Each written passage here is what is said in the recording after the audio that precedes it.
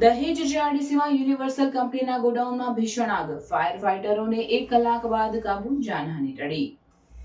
દહેજ જીઆરડીસી વિસ્તારમાં આવેલ યુનિવર્સલ નામની એક કંપનીના ગોડાઉનમાં સવારે ભીષણ આગ લાગવાની ઘટના સામે આવી છે.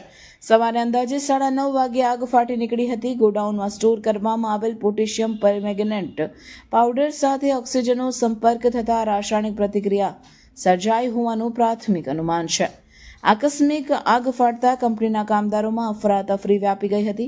ઘટના બનતાની સાથે જ ઇમરજન્સી સાયરન વગાડવામાં આવ્યો હતો, જેના કારણે આખો જીઆરડીસી વિસ્તાર ગુંજી ઉઠ્યો હતો. તરત જ આગની જાણ ફાયર વિભાગ અને ફેક્ટરી ઇન્સ્પેક્ટર વિભાગને કરવામાં આવી હતી. ફાયર ફાઇટરોની 3થી વધુ ગાડીઓ ઘટના સ્થળે તાત્કાલિક દોડી આવી હતી અને 1 કલાકની સતત જહેમત બાદ આગ પર નિયંત્રણ મેળવવામાં આવ્યું હતું. ઘટનાની ગંભીરતા જોતા ડીશની ટીમે પણ તાત્કાલિક સ્થળની મુલાકાત લીધી હતી અને આગ લાગવાના કારણે સંભવિત જોખમોની શોધખોળ શરૂ કરી છે.